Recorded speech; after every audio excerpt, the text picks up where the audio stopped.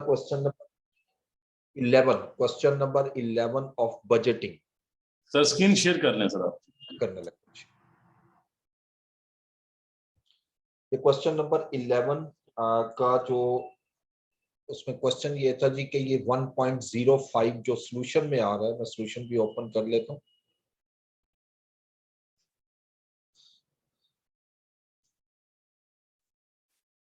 Question number 11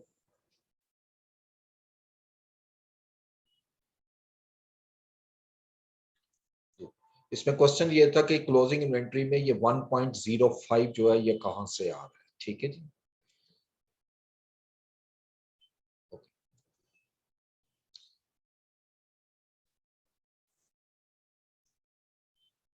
जी, इस question में देखें तो आपको बेसिकली दिया हुआ है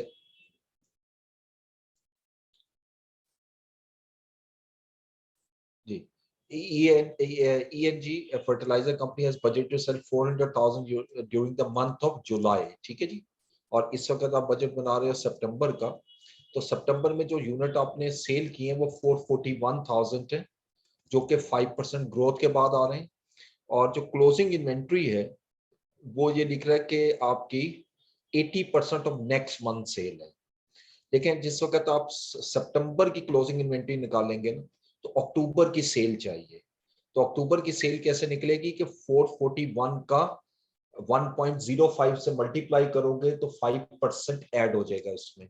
यानी ये अक्टूबर की सेल्स निकाली हुई है मैंने यहाँ पर, ये वाली। ठीक है जी, अक्टूबर की सेल का 80%, इसलिए 1.05 से हमने मल्टीप्लाई किया था। ठीक है जी। इसी तरीके से एक क्वेश्चन था, क्वेश्चन नंबर 9, इसका पार्ट 4 आप लोगों ने पूछा था। क्वेश्चन 9 में तो पार्ट 4 यहाँ है नहीं।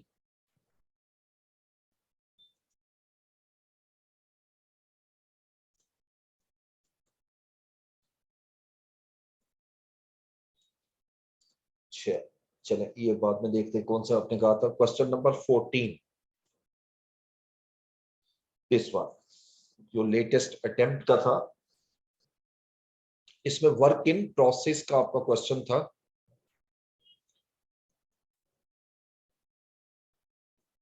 वर्क इन प्रोसेस,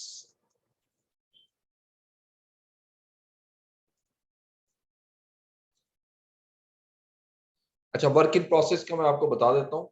जो अगर आएगा तो इसमें वो एक क्वेश्चन किया था, आई थिंक वो क्वेश्चन था कि जहां पर वर्क ओपनिंग और closing work in process equal था। ठीक है, जब आप प्रोडक्शन बजट बनाते हो और क्लोजिंग वर्क इन प्रोसेस दिया हो, तो प्रोडक्शन बजट में नॉर्मली हम क्या करते हैं, सेल्स लेते हैं, सेल्स इन यूनिट्स, और इसमें ऐड करते हैं closing inventory of finished goods, और लेस करते हैं opening inventory of finished goods. ठीक है, तो हमारे पास प्रोडक्शन बजट आ जाता है। लेकिन अगर क्लोजिंग और ओपनिंग वर्क इन प्रोसेस दिया हो और दोनों इक्वल ना हो, तो फिर आप ऐड करोगे closing work in process completed, और लेस करोगे opening work in process completed.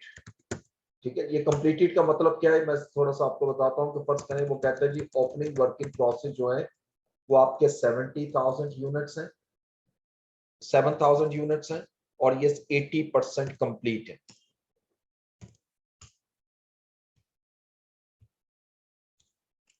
और closing work in process 10,000 units हैं और ये 60% कंप्लीट है। अब इसको वैल्यू पुट करने का तरीका क्या है कि जब क्लोजिंग वर्क इन प्रोसेस लोगे तो क्लोजिंग वर्क इन प्रोसेस 10,000 का 60% लेंगे, यानी 6,000, यानी 10,000 लूंगा उसका 60%। ठीक है जी।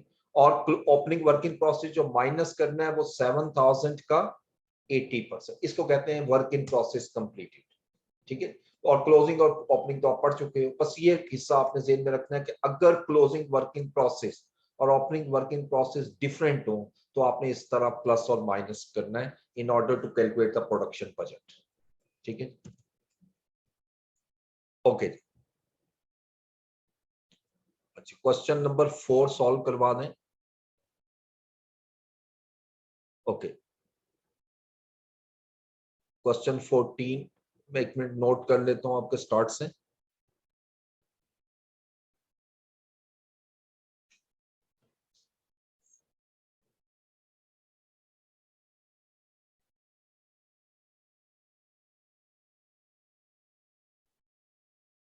क्वेश्चन नंबर 4,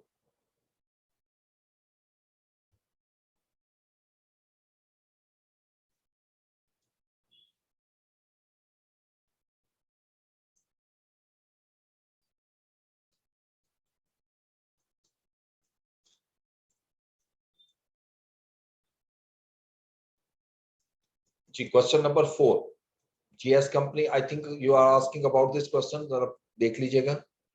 क्वेश्चन 14, बजटिंग में कैश परचेज की वैल्यू कैसे कैलकुलेट की। ओके, अच्छा ये क्वेश्चन तो इजी है, बहरहाल 14 में मैं चलता हूँ। 14 में आप पूछ रहे हो कि परचेज की अमाउंट हमने कैसे कैलकुलेट की है। So well,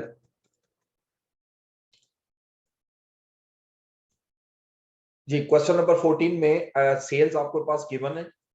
half of the sale are normally, ये तो सेल से रिलेटेड है। परचेज में आइएगा, यहाँ पे goods are sold at a markup of 25% of goods purchased 1 month before sale. यानी गुड्स जो है ना, आप खरीदोगे जिस, यानी सपोज ये समझ लो जिस मंथ में खरीद रहे हैं उससे 1 महीना पहले परचेज करो, और जो गुड्स परचेज कर रहे हैं वो 25% मार्कअप पे है, यानी उसकी जो कॉस्ट है वो उस पे 25% प्लस करके आप उसको सेल करते हो। Half of the purchase are paid in the month of purchase and 4% prompt sales settlement discount is received. The remainder is paid in full in the following month. इसमें 2 से 3 चीजें आ गई।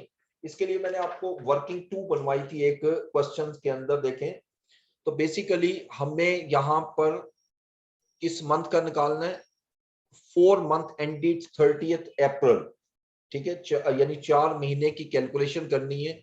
तो जरा ये मैं कैलकुलेट करता हूं, जरा देखिएगा इस वर्किंग को। ये question number 14, working of purchase payment, ये मैं कैलकुलेट कर रहा हूं आप लोगों के सामने एक दफा फिर।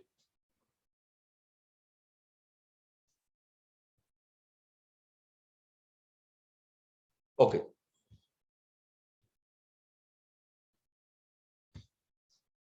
अच्छा इसमें पहले तो देखें आपको जो मंथ दिए हुए उसको ले लें, जनवरी से लेकर और अप्रैल तक है। आई थिंक क्वेश्चन ओपन करते हैं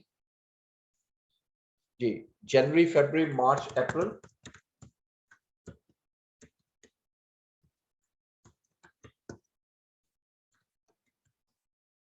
ठीक है, अच्छा अब इसमें सबसे पहले हम लेते हैं जी कि जो आपको सेल्स गिवन है।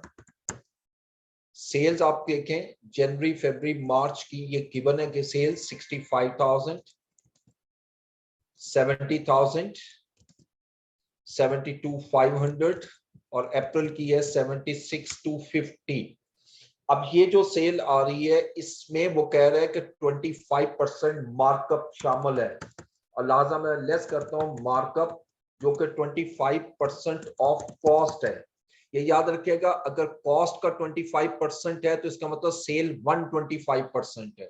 मैं क्या करूंगा कि इसको डिवाइड कर दूंगा 1.25 पे, ठीक है, 1.25 पे, तो ये मेरी कॉस्ट आ जाएगी। इसको आप प्रॉफिट निकालने का तरीका ये है, इसको मल्टीप्लाई करो 25 डिवाइडेड बाय 125, ठीक है, यानी इसका 25% प्रॉफिट है। ये हिस्सा मैं जरा अलहदा से भी एक दफा शो करता हूँ। देखिए हमारी, हम कहते हैं if cost is 100% and markup is 25% of cost, then definitely sales will be 125%। ठीक है, अब देखें इसका मतलब ये सेल 125% है, और मैं इस 125% को 25% में कन्वर्ट करना चाहता हूं, तो मैं सीधा 25/125 कर दूंगा। ये तमाम सेल पर मैंने ये अप्लाई किया, तो ये आपकी सारी की सारी प्रॉफिट मार्जिन जो है वो यहां से लेस हो जाएगा। जब लेस होगा तो ये मेरी परचेज आ जाएगी। यानी जिसको कॉस्ट कह रहे हैं। जनवरी की जो परचेज है, अब यहां भी जेहन में रखिएगा, ये मैंने जो परचेज निकाली है किस मंथ में करेंगे। इसके लिए क्वेश्चन में वर्डिंग देखिएगा, वो लिखता है कि goods are sold at a markup of 25% of the goods purchase 1 month before sale. Sale से 1 महीना पहले परचेज की है, इसका मतलब मंथ ऑफ परचेज क्या आएगा,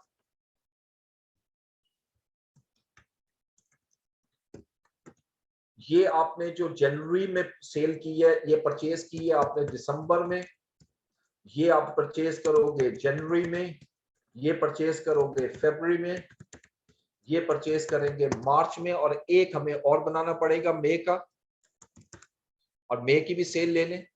मई की सेल है 80,000 और सेम यही कैलकुलेशन यहां पर की तो 64 आ गया, और ये आप परचेज करोगे अप्रैल में।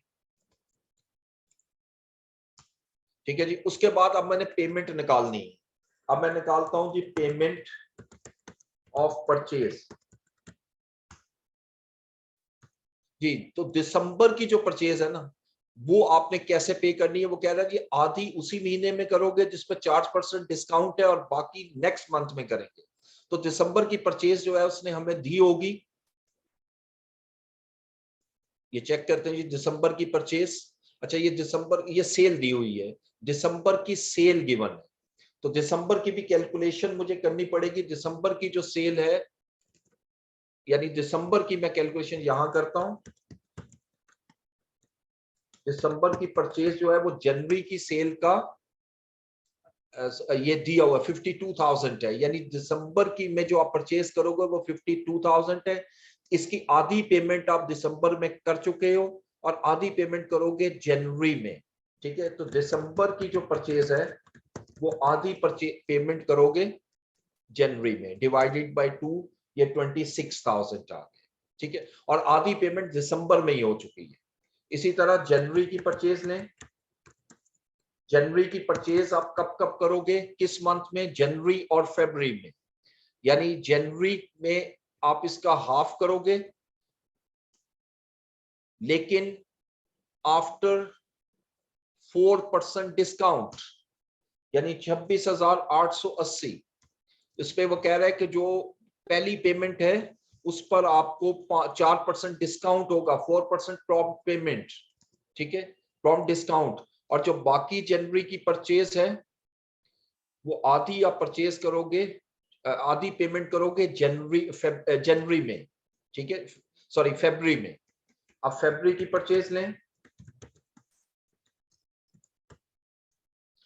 फरवरी की परचेज जो है 56,000, इसकी आधी परचेज जो है उस पे 4% डिस्काउंट आएगा, वो हमें पेमेंट इसी मंथ में करनी है। और सॉरी, इस पे डिस्काउंट नहीं आएगा। 26,000, आई थिंक ये मैंने अमाउंट गलत ली है। जनवरी की परचेज आप फरवरी में पे करोगे, 6,000 डिवाइड बाय 2। ठीक है, और जो आप फरवरी में परचेज कर रहे हो उसकी पेमेंट फरवरी और मार्च में करोगे। यानी ये फरवरी की परचेज है, इसकी पेमेंट जब करोगे फरवरी में तो ये 96% पे आएगी, और जो रिमेनिंग परचेज है वो आप करोगे मार्च के मंथ में 29,000। इसी तरह जो मार्च की परचेज है, मार्च की परचेज आपने निकाली हुई है ये 61,000, इसकी आधी आप पेमेंट करोगे मार्च में ही, लेकिन 4% डिस्काउंट के बाद, और आधी पेमेंट करोगे आप अप्रैल में, मार्च में, और इस पे कोई डिस्काउंट नहीं होगा, ये पूरी 30,500 आ जाएगी। ठीक है जी। और इसी तरह अप्रैल की जो परचेज है,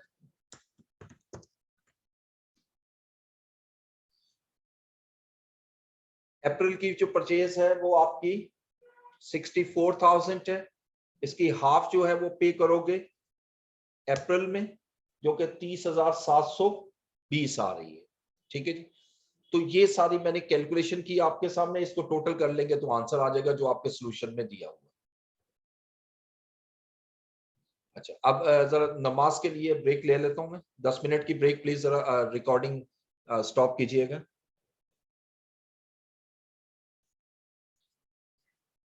नमाज पढ़ लें, इसके बाद शुरू करते हैं 10 मिनट। थैंक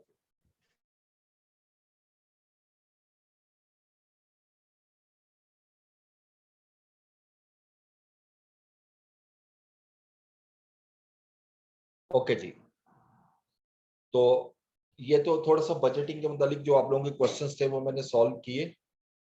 अब इस पे जो सीबीपी का हमने चैप्टर किया था उसके क्वेश्चन इंशाल्लाह नेक्स्ट क्लास में हम जो बाकी रह गए कुछ करेंगे। आज हम नेक्स्ट टॉपिक शुरू करेंगे। Very simple topic, relevant cost. Performance में ही आता है, ये आपका कवर होगा रेलिवेंट कॉस्ट। तो सबसे पहले तो हमें पता होना चाहिए कि what is the relevant cost. Relevant cost क्या होती है, ठीक है। Relevant cost is the cost which fulfills all of the above features। यानी ये जो 3 फीचर लिखूंगा, इन तीनों फीचर्स को फुलफिल होना जरूरी है। यानी first A is the it shall be future cost. इसका मतलब है कि अगर ऐसी कॉस्ट जो आपकी पास्ट में गुजर चुकी है, पास्ट कॉस्ट है, it is not a relevant cost. Any cost that has to be incurred in future, this is known as a relevant cost. अब अभी मैं नहीं कहूंगा रेलिवेंट कॉस्ट, लेकिन ये पहला करेक्टरिस्टिक है कि उसमें फ्यूचर कॉस्ट होनी चाहिए। Number 2, it shall be cash based. Cash based cost का मतलब क्या है कि अल्टीमेटली ये कैश में कन्वर्ट हो, यानी non cash cost depreciation like depreciation is not a relevant cost. C, it shall be incremental. Incremental का मतलब क्या है कि if the project is undertaken then cost shall be incurred. यानी अगर प्रोजेक्ट मुझे मिलेगा, प्रोजेक्ट मेरे फेवर में आएगा तो ये कॉस्ट इनकर होगी, अगर प्रोजेक्ट नहीं आएगा तो कॉस्ट इनकर नहीं होगी। ये 3 कैरेक्टरिस्टिक होने चाहिए। यानी if the answer of all of the above is in yes, then cost shall be relevant cost. और इसका मतलब यह हुआ कि अगर आंसर किसी एक का भी नो आ जाएगा तो वो रेलिवेंट कॉस्ट नहीं होगी। तो यहां हम जरा कुछ कॉस्ट की नेचर को डिस्कस करेंगे और उसके मुताबिक डिसाइड करेंगे कि ये रेलिवेंट कॉस्ट है या नहीं। तो इसमें सबसे पहली कॉस्ट मैं आपसे डिस्कस कर रहा हूं, sunk cost.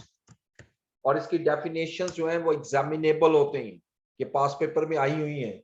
What is a sunk cost? The cost which has been incurred before start of any project। किसी भी प्रोजेक्ट के स्टार्ट होने से पहले ऐसी कॉस्ट जो हम इनकर कर चुके हों, उस कॉस्ट को संक कॉस्ट कहा जाता है। ठीक है, लाइक आपका एक न्यूज़पेपर में टेंडर आता है, तो उस टेंडर के लिए आप बिड करना चाह रहे हैं, तो उसके लिए एक टेंडर फी होती है like 5,000 rupees, 10,000 rupees, which is non refundable.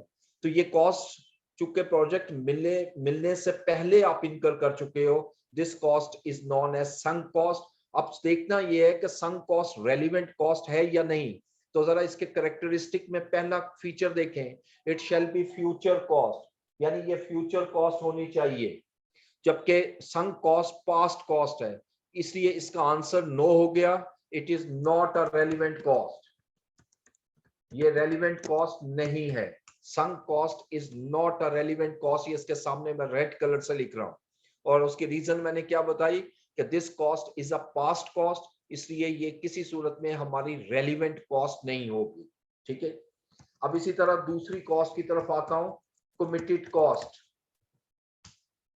अब कमिटेड कॉस्ट को हम क्या डिफाइन करते हैं? The cost which has been committed to be paid in future irrespective of project। यानी कि प्रोजेक्ट मुझे मिले या ना मिले, दोनों सूरतों में मुझे पे करनी है, हर हालत में पे करनी है। इस कॉस्ट को हम कमिटेड कॉस्ट कहते हैं। अगर मैं इन तीनों कैरेक्टरिस्टिक को लगाऊं तो पहले का देखते हैं आंसर क्या आता है। It shall be future cost. Yes, it is a future cost, क्योंकि ये कॉस्ट हमने पे करनी है फ्यूचर में। B, it shall be cash based. Yes, हमें ये पे करनी पड़ेगी कैश में। दूसरे का आंसर भी यस है। तीसरे का मतलब का आंसर देखते हैं, इट शैल बी इंक्रीमेंटल, यानी mean if the project is undertaken the cost shall be incurred. जबकि कमिटेड कॉस्ट की नेचर ये होती है कि ये कॉस्ट हर हालत में आपने इनकर करनी है, चाहे प्रोजेक्ट मिले या ना मिले। यानी इसका मतलब है कि इसका आंसर नो हो गया। और जैसे मैंने ऊपर बोला था, जब तक तीनों को आंसर यस नहीं होगा उस वक्त तक वो कॉस्ट रेलिवेंट नहीं होगी।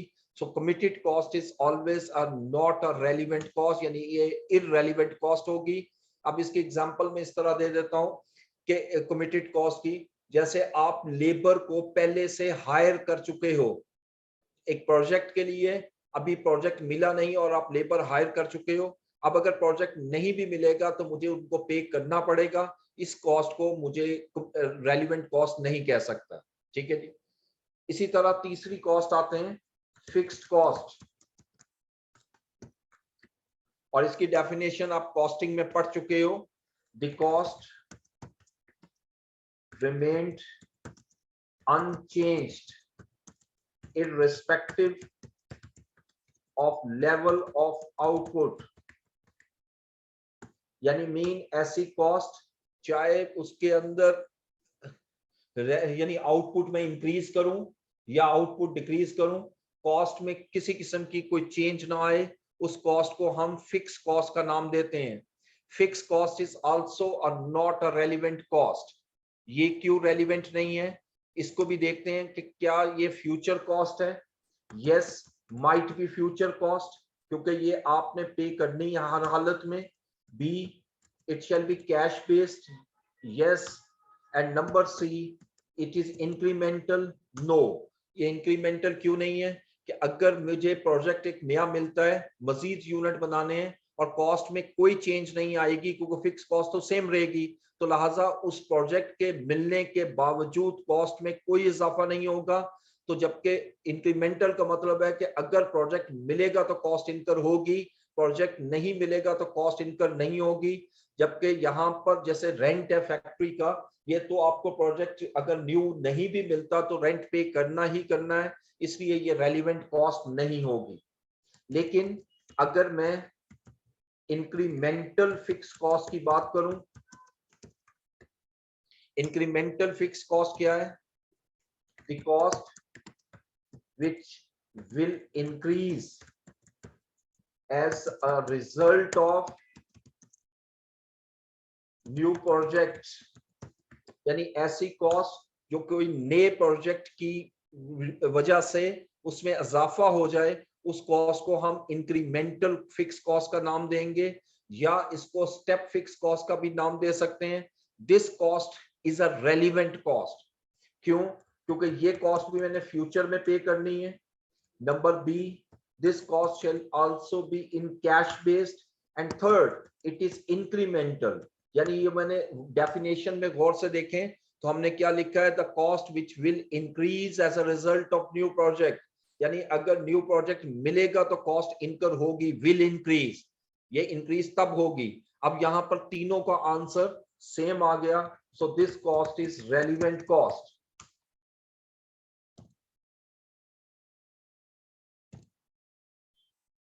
ठीक है जी। अब इसी तरह एक कॉस्ट का और डिस्कशन करते हैं। This is very important cost, opportunity cost.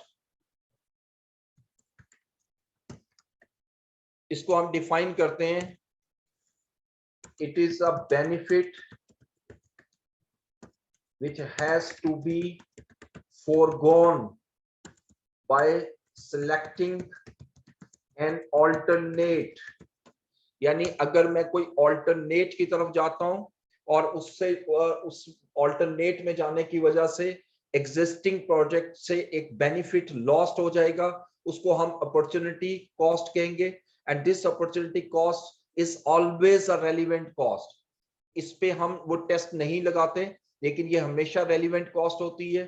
Relevant costing principal के तहत ये हमेशा रेलिवेंट होती है। जैसे आपके पास सपोज एक businessman owns a shop which was rented out at rupees 50,000 per month. एक बिजनेसमैन के पास एक शॉप है जो उसने रेंट आउट की हुई है 50,000 में। Now he intends to start on business in his shop. अब वो अपनी शॉप पे अगर बिजनेस करना चाहता है, then definitely rental income of rupees 50,000 will be lost. यकीनी बात है कि वो जो 50,000 का उसको रेंट मिल रहा था वो अब नहीं मिलेगा। Hence this cost shall B opportunity cost and is relevant. ठीक है, ये मैंने एग्जांपल से आपको थोड़ा सा क्लियर किया इस कॉस्ट के बारे में कि ये अपॉर्चुनिटी कॉस्ट क्या होती है। कि जब मैं कोई ऑल्टरनेट की तरफ जाता हूं और उस ऑल्टरनेट में जाने की वजह से मेरा एक बेनिफिट जो मुझे मिल रहा था वो लॉस्ट हो जाता है, उस कॉस्ट को हम रेलिवेंट कॉस्ट का नाम देते हैं। ठीक है जी, ये तमाम के तमाम तो मैंने पहले थोड़ा सा एक्सप्लेन किया कि रेलिवेंट कॉस्ट क्या होती है और कौन कौन सी कॉस्ट रेलिवेंट है और कौन सी रेलिवेंट नहीं है। अब इसके बाद हम जरा इसकी पहले एप्लीकेशन डिस्कस करते हैं। Application of relevant cost. ये रेलिवेंट कॉस्ट प्रिंसिपल जो है वो कहां पर अप्लाई किया जाता है? एक चीज याद रखिएगा, it is not a costing technique. ये कॉस्टिंग टेक्निक नहीं है, rather it shall B decision making technique in which we have to calculate the price based on price of a project of special project। ये भी याद रखना है, special project ये हर एक नॉर्मल प्राइस नहीं होती। ये कि स्पेशल प्रोजेक्ट के लिए आप प्राइस करते हो जो बेस्ड ऑन मिनिमम कॉस्ट। ठीक है जी, जो कि मिनिमम कॉस्ट पर बेस करेगी। और याद रखिएगा relevant cost is also known as minimum cost. Relevant cost को हम मिनिमम कॉस्ट का भी नाम देते हैं। नॉर्मल कॉस्टिंग हमेशा ज्यादा आएगी और रेलिवेंट कॉस्ट हमेशा कम से कम आएगी। तो ये याद रखना है कि रेलिवेंट कॉस्ट कहां पे अप्लाई की जानी है, यानी ये ऐसे डिसीजन पे अप्लाई किए जानी है, ऐसे प्रोजेक्ट पे अप्लाई किए जानी है जो स्पेसिफिक हो या वन ऑफ कॉन्ट्रैक्ट हो। It shall also be applied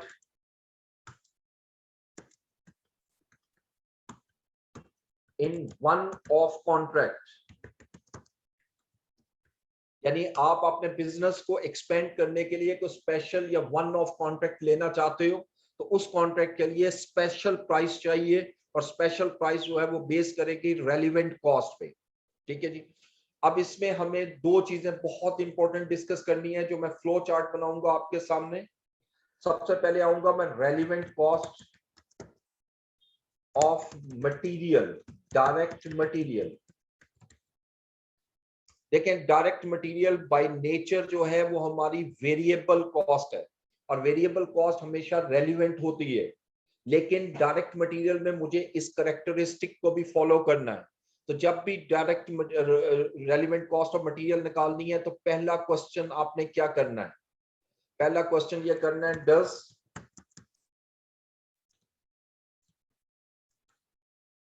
is required quantity in stock। ये पहला क्वेश्चन हम करेंगे। जो मुझे उस प्रोजेक्ट में क्वांटिटी चाहिए, क्या वो क्वांटिटी मेरे पास स्टॉक में मौजूद है?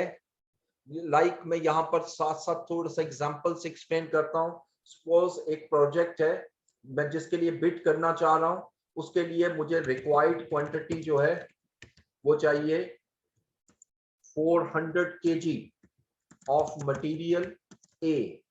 मुझे 400 kg चाहिए।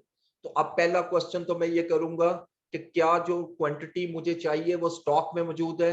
The answer can be yes और नो, यानी इसमें दो आंसर आ सकते हैं, एक आंसर यस और एक आंसर नो।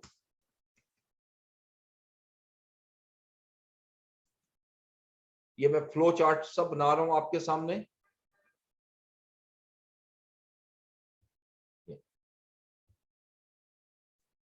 ठीक है जी, तो मैं दोबारा बोल रहा हूं कि I need 400 kg of material A for this project. पहला क्वेश्चन आपने ये करना है, क्या ये क्वांटिटी स्टॉक में मौजूद है? तो आंसर कैन बी यस और आंसर कैन बी नो। यानी अगर आंसर नो है तो what will be the relevant cost?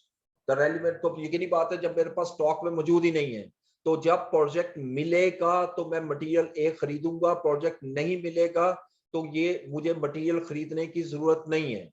इसका मतलब ये हुआ कि current replacement cost shall be relevant cost, यानी जो करंट रिप्लेसमेंट कॉस्ट है वही मेरी रेलिवेंट कॉस्ट बन जाएगी। ठीक है जी, ये मैं इसको रेड कलर से जो लिख रहा हूं और बोल्ड कर रहा हूं, ये मेरा डिसीजन है। तो जो करंट रिप्लेसमेंट कॉस्ट को परचेज कॉस्ट भी कहते हैं, यानी इसको हम करंट परचेज कॉस्ट भी कहेंगे, ये हमारी रेलिवेंट कॉस्ट बन जाएगी।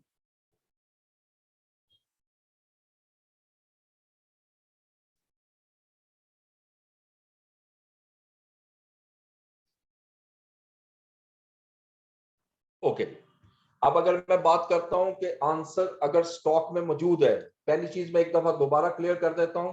अगर मेरी रिक्वायर्ड क्वांटिटी स्टॉक में मौजूद नहीं है तो फिर मुझे क्या करना चाहिए? तो फिर मुझे बाय करनी पड़ेगी, और जितने में मैं बाय करूंगा वही मेरी रेलिवेंट कॉस्ट बन जाएगी, यानी जितने में मैं बाय करूंगा वही मेरी रेलिवेंट कॉस्ट होगी। ठीक है जी, उसके बाद next, if the required quantity stock में कहता हूं यस स्टॉक में मौजूद है, यानी 400 kg मुझे चाहिए और 400 kg स्टॉक में मौजूद है। फिर मुझे एक और क्वेश्चन करना है, और वो क्वेश्चन क्या है? This is a very important question. Is this material item in regular use of the company? क्या ये स्टॉक में जो मेरे पास मौजूद है, क्या ये मेरा रेगुलर यूज में आती है? Again answer can be yes और नो।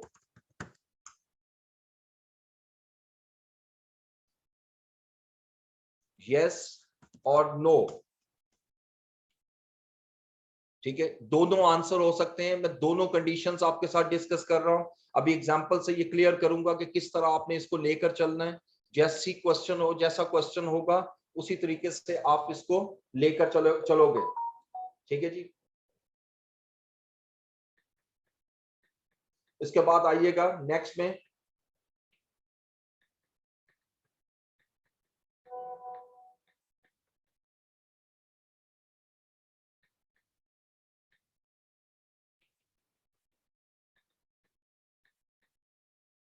ओके जी। तो मैं कहता हूं is this material item is in regular use of the company? तो अगर तो आंसर है यस, यानी ये स्टॉक में पड़ा हुआ है, 400 kg मुझे चाहिए था और 400 kg मेरे पास स्टॉक में मौजूद है, और ये स्टॉक में जो मौजूद है ये मैंने बाय किया था किसी और पर्पस के लिए, यानी इसके लिए बाय नहीं किया था। तो फिर याद रखिएगा relevant cost is again is current replacement cost, यानी ये फिर ये जो करंट रिप्लेसमेंट कॉस्ट है यही मेरी रेलिवेंट कॉस्ट होगी। उसकी रीजन क्या है, ये क्यों रेलिवेंट कॉस्ट होगी, क्योंकि ये ऑब्वियसली इस प्रोजेक्ट के लिए नहीं खरीदा हुआ, ये तो एग्जिस्टिंग प्रोजेक्ट के लिए मैंने इसको बाय किया हुआ है। तो और उस जिस प्रोजेक्ट के लिए बाय किया हुआ है तो डेफिनेटली उसके लिए मुझे नए प्रोजेक्ट के लिए मुझे बाय करना पड़ेगा। ठीक है, ये चीज ध्यान में रखिएगा।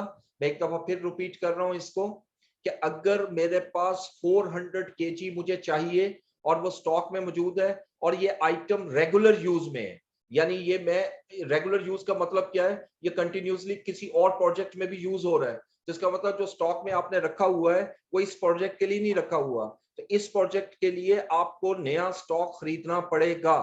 तो जितने में खरीदोगे वही आपकी जो रेलिवेंट कॉस्ट हो जाएगी, जिसको करंट रिप्लेसमेंट या परचेज कॉस्ट का हम नाम देंगे।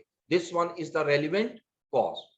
लेकिन अगर मैं कहता हूं कि ये रेगुलर यूज में नहीं है, it is not in a regular use, तो फिर आप एक और क्वेश्चन करोगे, and that question is again,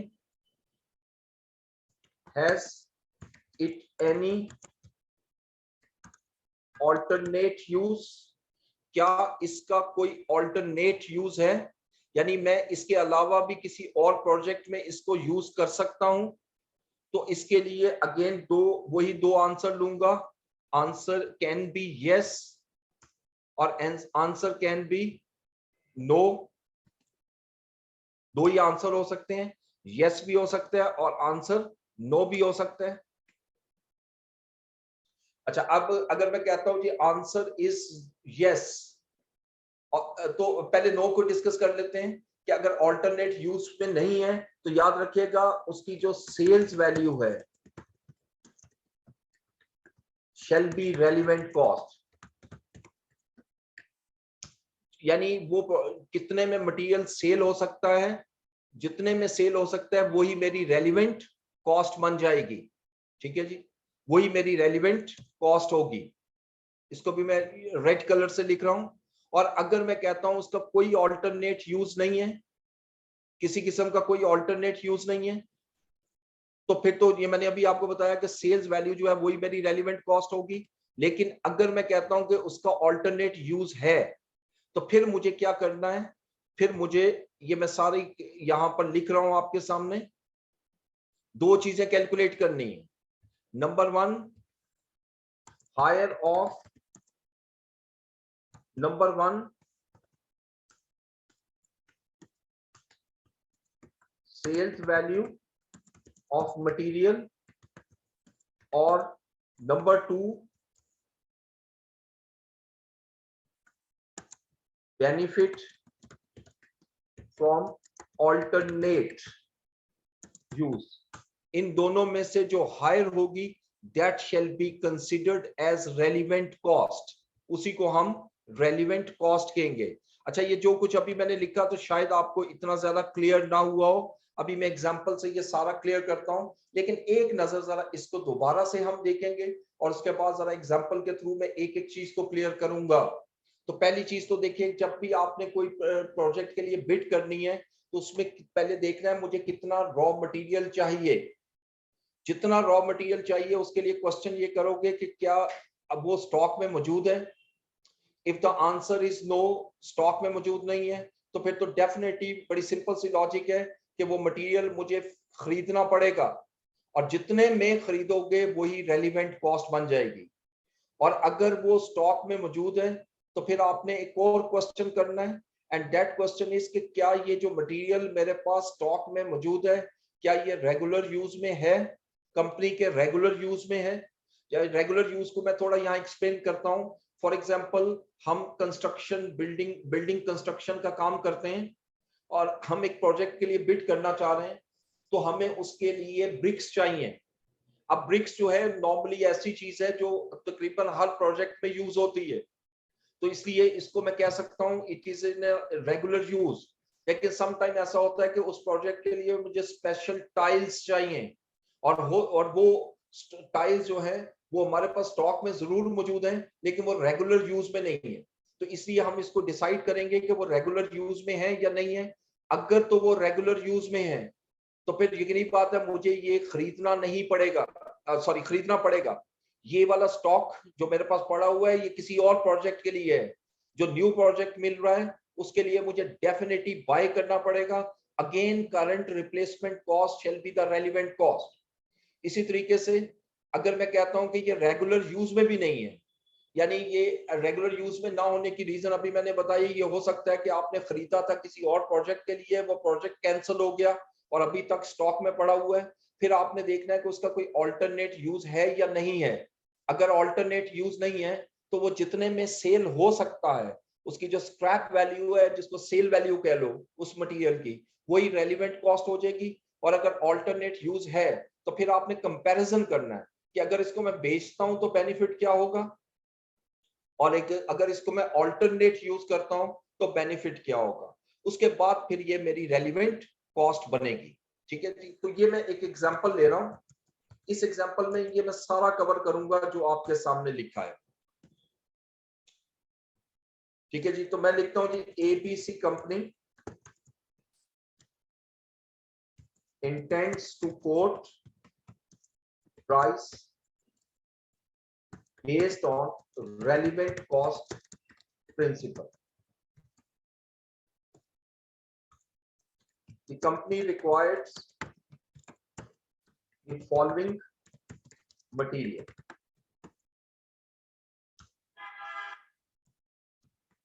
material quantity,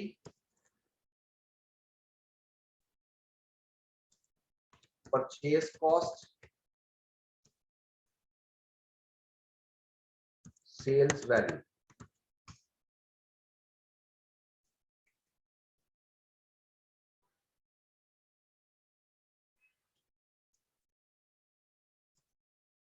ये लीजिए। ठीक है जी, अब मैं कहता हूं जी मटेरियल ए मुझे 400 kg चाहिए, जो हम 40 रुपीज पर केजी बाई कर सकते हैं, और इसकी सेल्स वैल्यू जो है वो 25 पर केजी।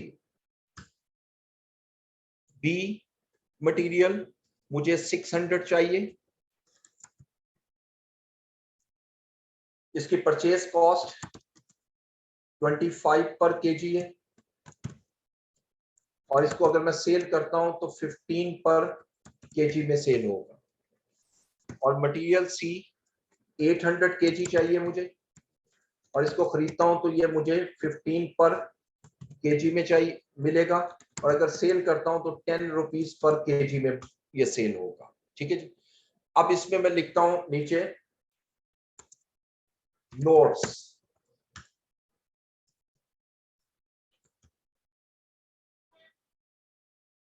यहां पे मैं लिख रहा हूं क्वांटिटी रिक्वायर्ड,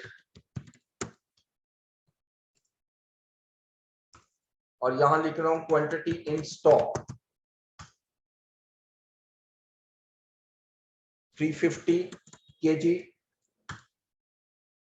400 केजी और 1000 केजी। तो पहले को number 1, material A is in regular use of the company and current stock represents stock required for existing projects। ठीक है जी, तो पहला हिस्सा जरा देखते हैं, उसके बाद नोट 2 और 3 देखते हैं। इसकी रेलिवेंट कॉस्ट निकालेंगे। मटेरियल ए की रेलिवेंट कॉस्ट में यहां पर कैलकुलेट करके यहां ले आता हूं रेलिवेंट कॉस्ट।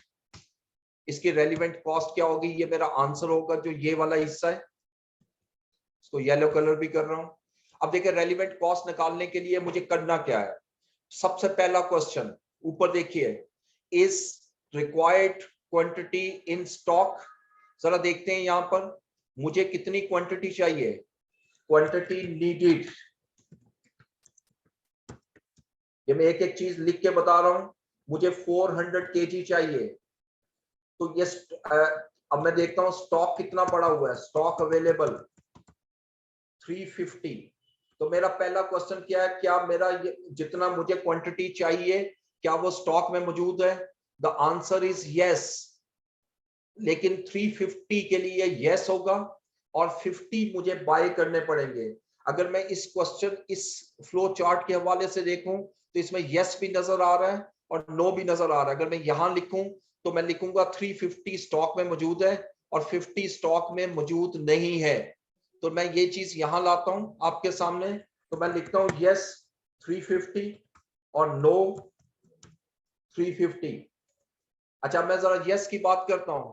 हमने क्या पढ़ा था, अगर वो स्टॉक में मौजूद है तो फिर मुझे ये क्वेश्चन करना है कि क्या ये रेगुलर यूज में है कंपनी के। तो जरा देखते हैं इसके नोट में, कंपनी इसने लिखा है material A is in regular use of the company. ये बिल्कुल रेगुलर यूज में है। तो ये, अब मैं अगर इसकी यूज की बात करूं, रेगुलर यूज में है, तो मैं कहता हूं जी यस ये रेगुलर यूज में है।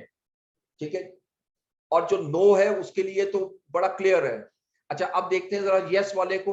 अगर रेगुलर यूज में है तो मेरी करंट रिप्लेसमेंट कॉस्ट जो है वो रेलिवेंट कॉस्ट होगी। यानी करंट रिप्लेसमेंट कॉस्ट मेरी कितनी बनती है, परचेज कॉस्ट 40 रुपीज, यानी इसकी रेलिवेंट कॉस्ट जो होगी वो 40 रुपीज पर केजी होगी। और वो स्टॉक जो 50 केजी मेरे पास स्टॉक में मौजूद नहीं है, ये देखें 50 केजी स्टॉक में मौजूद नहीं है, तो उसके लिए भी करंट रिप्लेसमेंट कॉस्ट जो है वो मेरी रेलिवेंट कॉस्ट होगी। यानी इसके लिए भी रेलिवेंट कॉस्ट 40 हो गई। मैं जरा इस हिस्से को यहां से दोबारा एक्सप्लेन कर रहा हूं। देखिए, मैंने पहला क्वेश्चन ये करना है, मुझे 400 केजी चाहिए जो नीचे भी लिखा हुआ है। 350 स्टॉक में मौजूद है और 50 स्टॉक में मौजूद नहीं है। अब 350 के लिए मैंने क्वेश्चन किया, क्या ये रेगुलर यूज में है? आंसर यस, ये रेगुलर यूज में है। इसका मतलब current replacement cost is a relevant cost और current replacement cost 40 rupees per KG आ गई। यानी इस 350 यूनिट के लिए 40 रुपीज पर केजी जो है वो रेलिवेंट कॉस्ट होगी। लेकिन जो रिमेनिंग 50 यूनिट्स हैं जो आपके स्टॉक में मौजूद नहीं है, उसके लिए वो भी यकीनन खरीदने पड़ेंगे, उसके लिए भी 40 रुपीज जो है वो मेरी रेलिवेंट कॉस्ट होगी। तो लिहाजा टोटल रेलिवेंट कॉस्ट क्या बनी, cost of material A G 350 into 40, ठीक है, एंड 50 इंटू 40, यानी 350 के लिए भी 40, 350 इंटू 40 और 50 के लिए भी 50 केजी के लिए भी 40, 2000 इनको प्लस कर लें तो that is a relevant cost of material ए। ये मेरा पहला आंसर निकलेगा, 16,000 इज द रेलिवेंट कॉस्ट। ये ऊपर मैंने वर्किंग बनाई अलहदा से समझाने के लिए। ये रेलिवेंट कॉस्ट आ गई मेरी मटेरियल ए की। ठीक है जी, अब मटेरियल बी की तरफ चलते हैं और मटेरियल बी में लिखता हूं, material B was purchased 6 months ago for another project and was not used till date। बस इतनी सी इंफॉर्मेशन मैंने लिखी। मटेरियल ए जो है, सॉरी मटेरियल बी जो है, ये मैंने 6 महीने पहले खरीदा था किसी और प्रोजेक्ट के लिए और ये हमारा अभी तक ये यूज नहीं हुआ। इस वर्डिंग से खुद अंदाजा लगाना है हमने। तो जरा आते हैं इसी फ्लो चार्ट में। अब ये वैल्यूज जो मैंने पहले लिखी थी 350 और 50, ये खत्म करूंगा और दोबारा बी के पॉइंट ऑफ व्यू से लिखेंगे। पहले तो देखिए मटेरियल बी चाहिए कितना मुझे, मटेरियल बी मुझे 600 केजी चाहिए। मैं यहां पर ही बनाता हूं, required quantity is equal to 600 kg of material B. मुझे मटेरियल बी के 600 केजी चाहिए। अगेन पहला क्वेश्चन करूंगा आपसे, is required quantity in stock. तो नीचे देखते हैं, वो लिख रहा है जी कि इसमें से 400 मेरे पास स्टॉक में मौजूद है। यानी मुझे जितनी क्वांटिटी चाहिए, मुझे कितनी क्वांटिटी चाहिए, मैं लिखता हूं जी मुझे 600 केजी चाहिए। जो लिखा हुआ आपके सामने, इस 600 केजी में से 400 मेरे पास स्टॉक में मौजूद है और 200 स्टॉक में मौजूद नहीं है। तो मैं जरा 200 की पहले डिस्कशन कर लूंगा, क्योंकि उसके लिए रेलिवेंट कॉस्ट क्या है, करंट परचेज कॉस्ट। अब ये 200 कितने में खरीदेंगे आप? ये 200 केजी जो मुझे खरीदना है, ये 25 रुपीज पर केजी में मैं खरीदूंगा।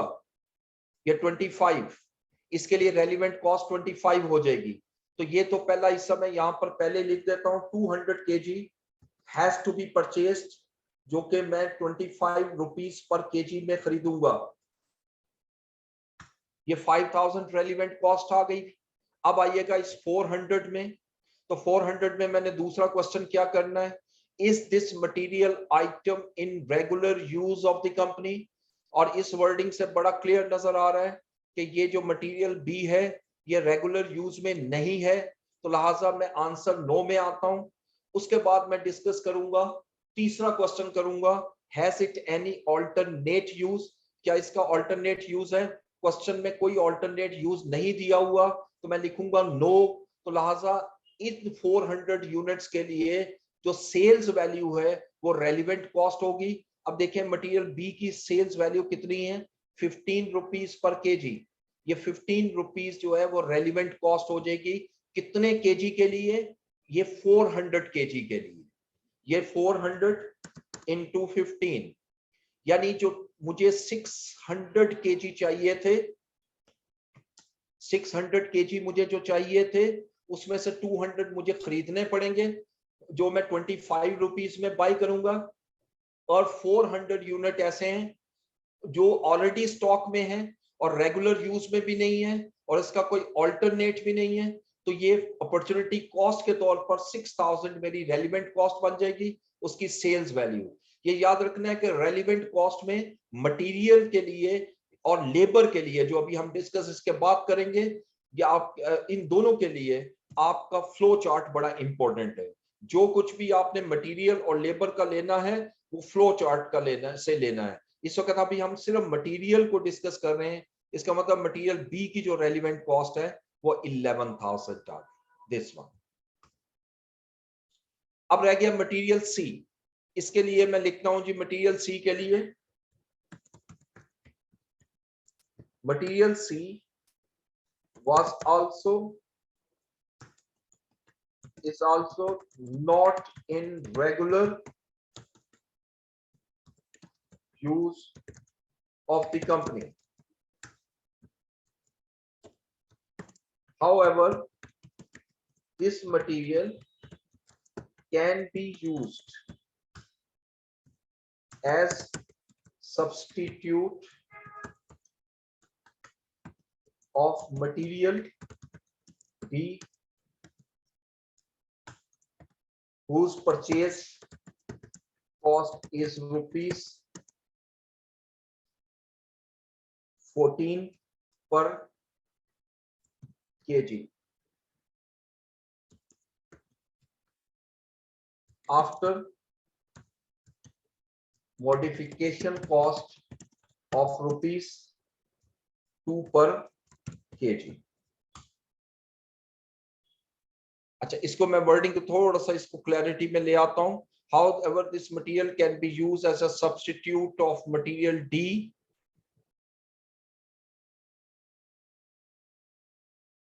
after incurring a cost of rupees 2 per kg. Material D can be purchased at rupees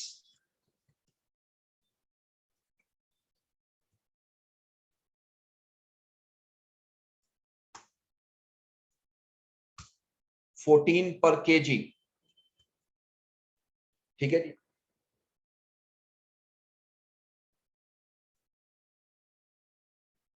अच्छा, इसको हम अब देखते हैं, इसको अभी मैं और ये हिस्सा भी काट रहा हूं, ये अगले क्वेश्चन में करेंगे, इसको काट रहा हूं।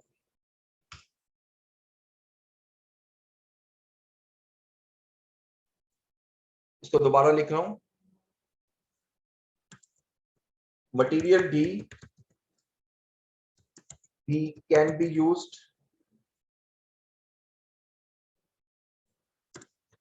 this material can be used as substitute of material D, which can be purchased at rupees 14 per kg, 16 पर kg का 16 पर kg। अच्छा, अब जरा इसको भी ध्यान से देखिएगा। मटेरियल सी मुझे कितना चाहिए? 800 kg। मटेरियल सी मुझे चाहिए 800 kg। Required quantity is equal to 800 kg of material C. इस फ्लो चार्ट को दोबारा हम फॉलो करते हैं। पहले पुरानी वैल्यूज में डिलीट करता हूं।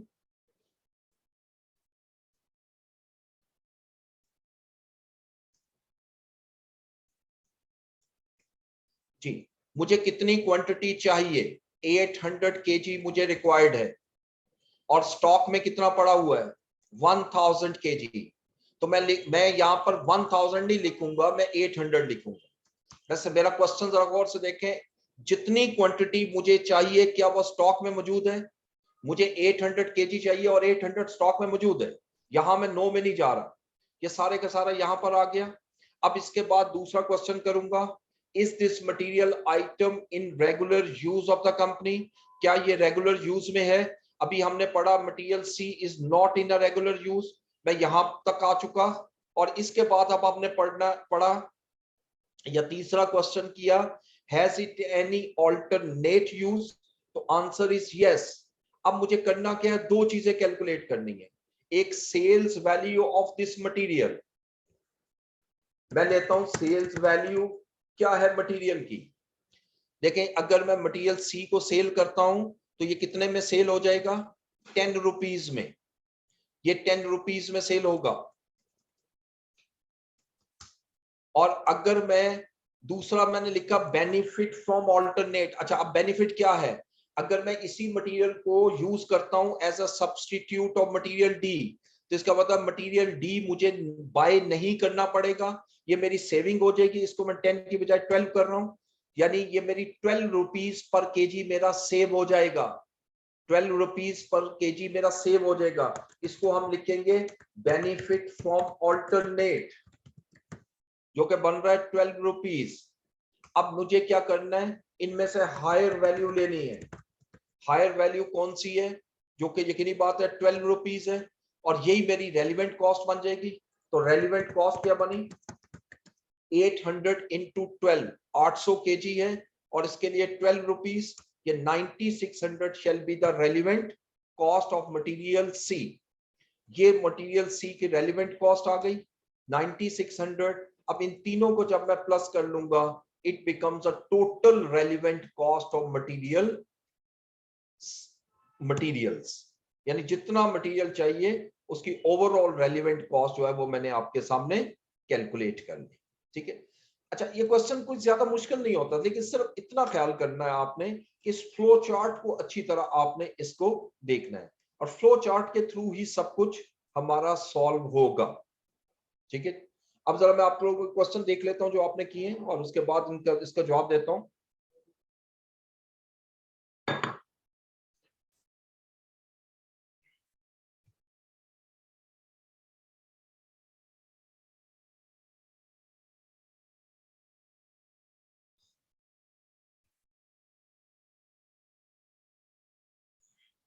Part C. अच्छा, बेनिफिट फ्रॉम ऑल्टरनेट 12 रुपीज कैसे है जी? आखिरी point, last point, not to sell for 100। Yes,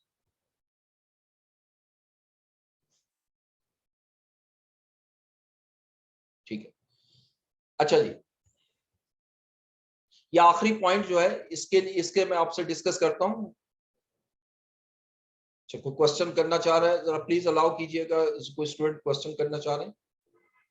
अगर कोई क्वेश्चन करना चाह रहे हैं इनको अलाउ कीजिएगा, क्वेश्चन करें। अस्सलाम वालेकुम सर। वालेकुम अस्सलाम। सर मैं ये पूछना चाह रही थी कि जिस तरह इस फ्लो चार्ट को हम बेस बना के 1 बाय 1 जो है वो समझ के इसको सॉल्व करेंगे।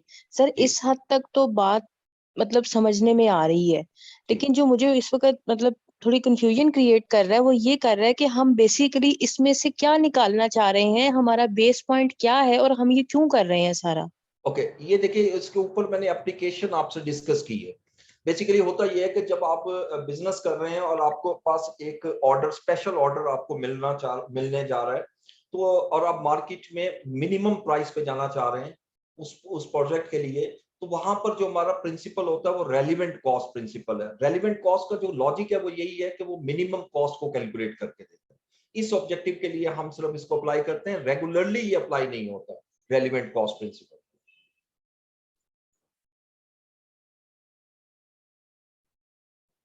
जी, और कोई क्वेश्चन करना चाह रहा?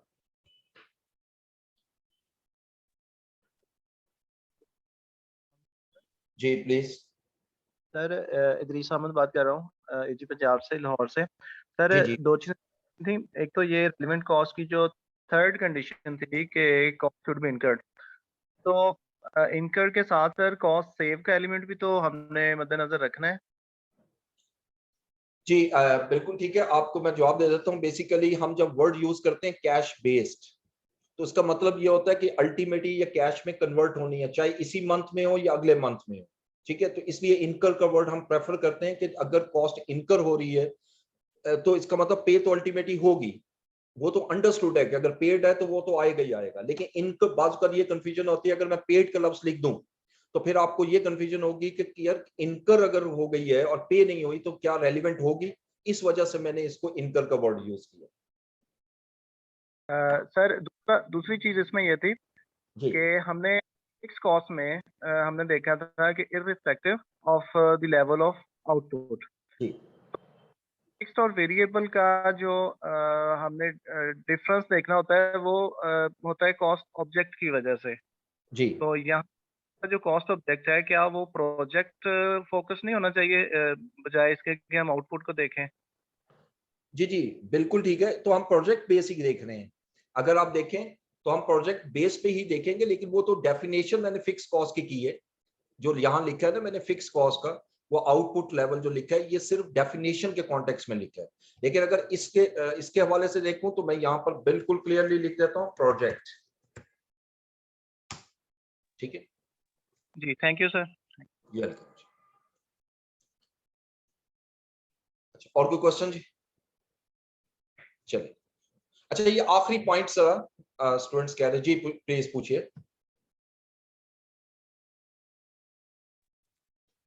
हेलो जी सर। वालेकुम अस्सलाम। सर अहमद मीर बात कर रहा हूँ सर। जी जी अहमद। सर जी ये जो दो तीन टाइप्स आपने पढ़ा दिए कास्ट के ना, जी इनको सर आप ये जो रिलेवेंट कास्ट है इनके साथ कंपेयर कर रहे हैं सर सबको, किसके किसके साथ कंपेयर कर रहा हूँ, सॉरी? रिलेवेंट है या नहीं है सर, इनको कंपेयर कर रहे हैं। दो तीन आपने जैसे संघ पढ़ा दिया सर, जी जी अपॉर्चुनिटी कास्ट पढ़ाया सर, जी तो सर ये जो कंपेयर आप कर रहे हैं सर इसकी क्या लॉजिक है सर? मैं किसी को कंपेयर तो नहीं कर रहा, मैं सिर्फ ये बता रहा हूँ कि ये रेलिवेंट कॉस्ट होगी या नहीं होगी। कंपेयर तो कहीं नहीं कर रहा हूँ। आप कैसे कह रहे हो नहीं कंपेयर सर, कर? सर मैं सर आप मुझे वो समझ नहीं पा रहे सर। मैं कह रहा हूँ सर आपने अपॉर्चुनिटी कास्ट पढ़ाया, संघ कास्ट पढ़ाया सर, उन सबको आप डिफाइन करके आप फिर वो कंपेयर कर रहे हैं सर, ये रिलेवेंट कास्ट है या नहीं है। जो दो तीन पैरामीटर्स थे ना सर, उनके थ्रू ठीक हम देखते थे कि ये रिलेवेंट कास्ट है या नहीं है, तो उनकी क्या लॉजिक बनती है सर? ये वो लॉजिक थोड़ा सा समझाएं सर, वो जो आप कंपेयर कर रहे हैं सर, ठीक है, समझ रहे देखिए हैं सर अभी? मैं समझ गया हूँ आपका क्वेश्चन। देखिए जो सर ये सर मैंने लिखा है, यानी ये मैंने आपका क्वेश्चन ये है कि ये जो चीजें मैंने लिखी हैं, ये जैसे संक कॉस्ट और इसके आगे लिखा है ये रेलिवेंट है, ये रेलिवेंट नहीं है, वगैरह वगैरह, तो ये मैंने क्यों कंपेयर किया, यानी क्यों लिखा है कि ये रेलिवेंट है या नहीं। देखिए बेसिकली मैंने अभी आपसे बोला कि जब मैं प्रोजेक्ट कॉस्टिंग करूंगा वन ऑफ कॉन्ट्रैक्ट के लिए या शॉर्ट टर्म कॉन्ट्रैक्ट के लिए या स्पेशल कॉन्ट्रैक्ट के लिए, तो वहां पर मुझे मिनिमम कॉस्ट चाहिए। और मिनिमम कॉस्ट का प्रिंसिपल ये है कि सिर्फ वो कॉस्ट लोगे जो रेलिवेंट होगी। ये रेलिवेंट का वर्ड इंग्लिश के कॉन्टेक्स्ट में नहीं देखना, प्योर इंग्लिश के कॉन्टेक्स्ट में देखोगे तो शायद मीनिंग कुछ और दे जाए। रेलिवेंट का कॉन्सेप्ट मैंने यहां आपसे ये 3 लाइनें डिस्कस की थी, दिस वन, जिसको मैं येलो कलर कर रहा हूं, यानी हर वो कॉस्ट जो फ्यूचर कॉस्ट हो वो रेलिवेंट होगी, हर वो कॉस्ट जो कैश बेस्ड हो वो रेलिवेंट होगी, और हर वो कॉस्ट जो इंक्रीमेंटल हो, यानी अगर प्रोजेक्ट मिलेगा तो इनकर होगी, प्रोजेक्ट नहीं मिलेगा तो इनकर नहीं होगी। तो लिहाजा ये तीनों करेक्टरिस्टिक्स का होना जरूरी है रेलिवेंट कॉस्ट के लिए। अब जब मैं यहां पर आता हूं और आपसे डिस्कस करता हूं कि what is a sunk cost, तो जब मैं डेफिनेशन पढ़ता हूं उस डेफिनेशन के से मुझे ये आइडिया होता है कि ये वो कॉस्ट है जो पास्ट से रिलेट करती है, ये फ्यूचर से रिलेट नहीं करती। चूंकि पहला करेक्टरिस्टिक फुलफिल नहीं हो रहा, इसलिए संक कॉस्ट को कभी भी हम कॉस्ट में ऐड नहीं करेंगे फॉर दिस प्रोजेक्ट। ये इसका बेसिक कॉन्सेप्ट है जो रेलिवेंट कॉस्ट है। जी प्लीज, और कोई क्वेश्चन?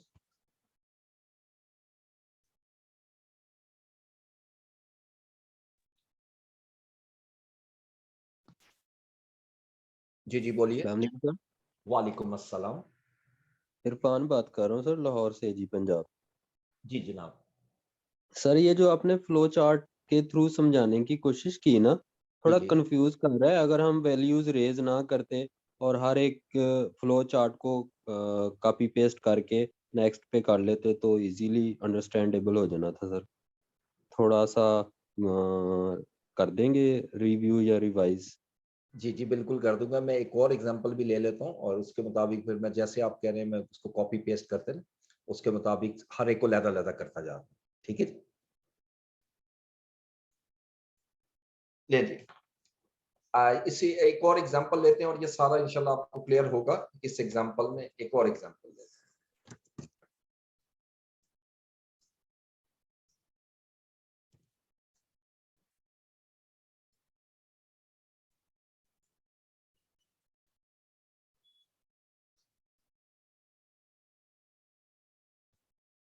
मैं यहां से एक क्वेश्चन उठा लेता हूँ।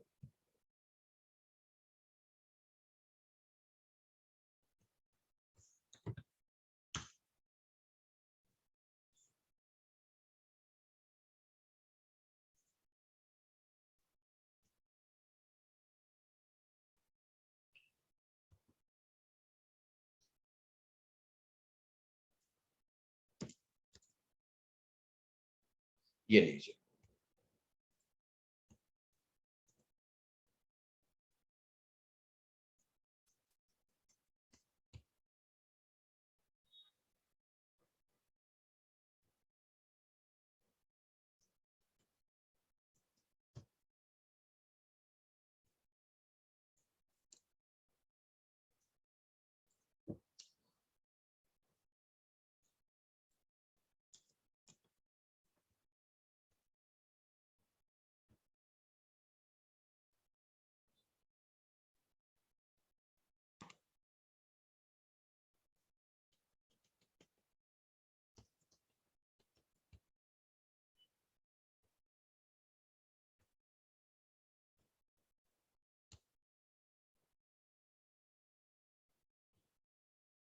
ये लीजिए, एक आपके सामने एक और क्वेश्चन में ले आया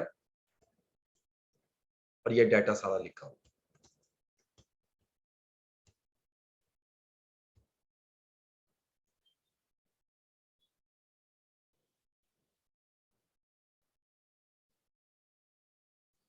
ये लीजिए। अब यहां से मैं पढ़ रहा हूं, जरा देखें और उसी फ्लो चार्ट को दोबारा यूज करता हूं आपके सामने।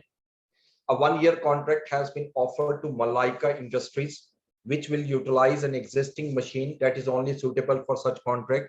अच्छा ये हिस्सा भी छोड़ दें, ये वाला अभी मुझे जरूरत नहीं है। मैं सिर्फ मटेरियल की अभी बात कर लेता हूँ आपसे, क्योंकि अभी हमने पढ़ा ही मटेरियल, पूरा अभी क्वेश्चन नहीं हमने पढ़ा। ठीक है, 4 types of material would be required for the contract are as follows। देखिए ये मुझे 4 किस्म का मटेरियल चाहिए। एक मटेरियल नंबर 71, 76, 79, 85, कितना स्टॉक अवेलेबल है, कितनी रिक्वायर्ड चाहिए, कितना मुझे चाहिए, परचेज प्राइस दी हुई है, करंट बाइंग परचेज प्राइस दी हुई है और करंट रीसेल प्राइस दी हुई है। ठीक है, अब जरा आइएगा सबसे पहले मटेरियल 71। मैं यहां लिखता हूं मटेरियल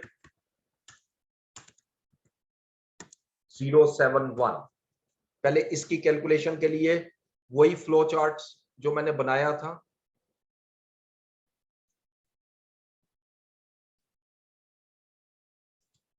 इसको कॉपी करते हैं और यहां ले आते हैं। ये फ्लो चार्ट आपके सामने आ गया, ठीक है। ये सिर्फ मटेरियल 71 के लिए देख रहे हैं। मैं एक एक चीज अब लिख रहा हूं इसके सामने। मुझे कितना मटेरियल चाहिए, ये देखिएगा 450। मुझे मटेरियल जो चाहिए वो 450 चाहिए, जो मैं यहां लिख रहा हूं 450 kg मुझे मटेरियल चाहिए, ठीक है। अब मुझे ये देखना है कि स्टॉक में कितना पड़ा हुआ है। देखें पहला क्वेश्चन मेरा क्या है, is required quantity in stock. तो जरा आंसर देखिएगा कि स्टॉक में 1200, क्वेश्चन में देखें तो 1200 मौजूद है। तो मैं 1200 नहीं लिखूंगा, मैं सिर्फ लिखूंगा जितनी मुझे क्वांटिटी चाहिए, क्या वो स्टॉक में मौजूद है। आंसर इज यस, मुझे 450 चाहिए और 450 स्टॉक में मौजूद है। यहाँ नो में नहीं आ रहा कोई चीज, ठीक है। नो में मैं यहाँ 0 लिख रहा हूं आपके सामने, नहीं है। अच्छा, उसके बाद फिर मुझे देखना है क्या ये रेगुलर यूज में है। जरा क्वेश्चन में देखें, material 071 are is and 085 are in regular use within the form. तो ये रेगुलर यूज में है, ये रेगुलर यूज में है, तो ये आंसर ये यस में आ गए। अब मुझे इसका मतलब करंट रिप्लेसमेंट कॉस्ट जो है वो मेरी रेलिवेंट कॉस्ट होगी, यानी कि करंट रिप्लेसमेंट कॉस्ट या परचेज कॉस्ट। देखें यहां दो कॉस्ट दी हुई हैं, एक परचेज कॉस्ट दी हुई है और एक करंट बाइंग प्राइस दी हुई है, दो दी हुई है। इनमें से किसको लेंगे? करंट का यहां पर मीनिंग ये लेंगे जो इस वक्त हम खरीदेंगे तो 17 में, और परचेज प्राइस जो है खरीदा हुआ है 17 में, हमें करंट चाहिए और करंट प्राइस जो है वो 17 है। तो लिहाजा 17 रुपीज जो है वो रेलिवेंट कॉस्ट हो जाएगी पर केजी। तो लिहाजा टोटल रेलिवेंट कॉस्ट यहां मैं लिख देता हूं, यानी 450 केजी चाहिए into 17 is the relevant cost. 450 into 17, 7650 is the relevant cost. ये मैंने इसको रेड कलर से आंसर लिख दिया, ठीक है जी।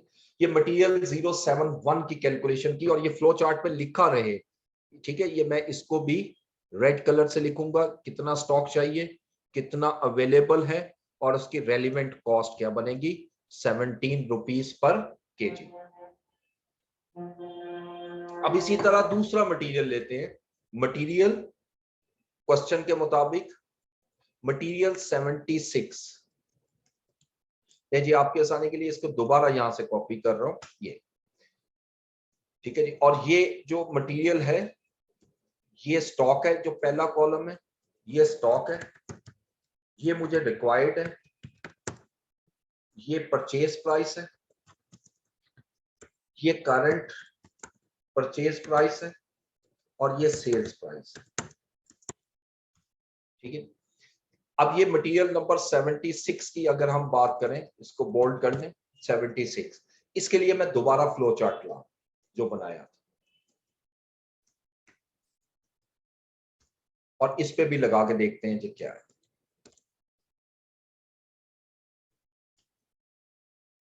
ये लीजिए। अच्छा पहले तो ये देख लें कि ये जो मटेरियल है 76 इसके बारे में लिख क्या रहा है। वो लिख रहा है material 76, this one, material 76 could be sold if used for the contract and there is no other use. ये हिस्सा जो है मैं यहां पर ले आता हूं जो क्वेश्चन में उसने दिया हुआ this one. वो लिख रहा है material 076 could be sold if not used for the contract. अगर इस कॉन्ट्रैक्ट के लिए वो कहता है यूज नहीं होता तो इसको हम सिर्फ सेल कर सकते हैं, and there are no other uses, इसकी और कोई यूज नहीं है। तो आइएगा पहले तो ये देखते हैं मुझे क्वांटिटी चाहिए कितनी, is required quantity in stock 1250 KG मुझे चाहिए और स्टॉक में कितनी मौजूद है 200। तो आंसर यस हुआ 200, लेकिन नो भी हुआ 1050। कैसे? मुझे 1250 केजी चाहिए होगा इस प्रोजेक्ट के लिए, 200 केजी स्टॉक में मौजूद है, आंसर इज यस। 1050 स्टॉक में मौजूद नहीं है, इसका मतलब वो नो में चला गया। तो नो की डिस्कशन हम पहले कर लेते हैं। नो के लिए वो कह रहे हैं current purchase price is the relevant cost. Current purchase price मेरी 42 रुपीज है, इसको 42 से हमने मल्टीप्लाई कर दिया।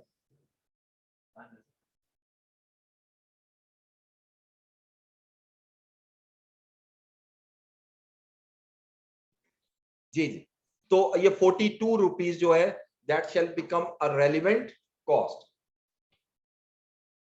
For 1050 kg। लेकिन अगर मैं बात करता हूं 200 kg की, तो इसके लिए मुझे अगला क्वेश्चन करना है, is the material item is in regular use of the company. ऊपर स्टेटमेंट जो लिखी है उसके मुताबिक मैं कहूंगा नो। और इवन तीसरा क्वेश्चन है has it any alternate use, और वो आगे क्लियरली लिख रहा है there are no other uses, तो नो में आऊंगा। तो sale value of material shall be the relevant cost. Sales value, अब सेल्स वैल्यू देख लो 40 रुपए 50 पैसे जो है वो मेरी रेलिवेंट कॉस्ट होगी। ये कितने यूनिट्स के लिए? 200 kg के लिए। तो अब मैं रेलिवेंट कॉस्ट अगर निकालना चाहता हूं तो यहां से यहां कैलकुलेट कर लेते हैं। रेलिवेंट कॉस्ट, दो रेलिवेंट कॉस्ट आएंगी इसकी और उसको प्लस कर लूंगा।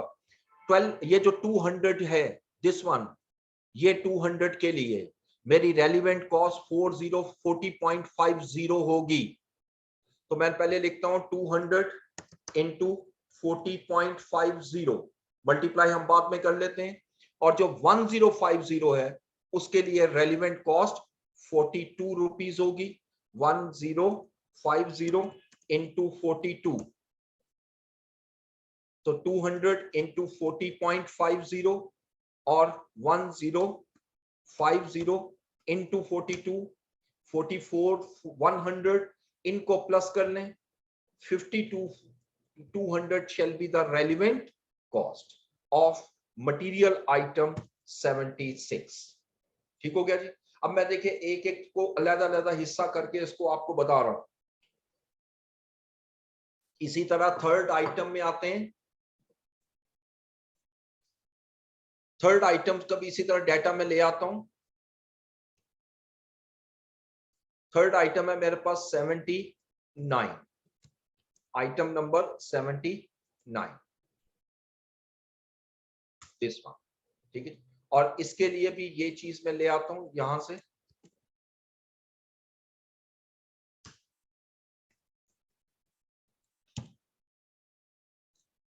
ठीक है जी। और इसके मुतालिक क्या लिख रहा है 79 के मुतालिक क्वेश्चन में? वो लिख रहा है कि for 079 which has been deemed to be obsolete, यानी ये जो 79 वाली है वो कह रहे हैं कि ये तो बिल्कुल ऑब्सोलीट हो चुकी है। जब ये वर्ड यूज कर रहा है obsolete, deemed to be obsolete, ये भी यहां लिख देता हूं। तो फिर जरा थोड़ा सा हमें फ्लो चार्ट से शायद हटना पड़े यहां पर, which seems to be a obsolete।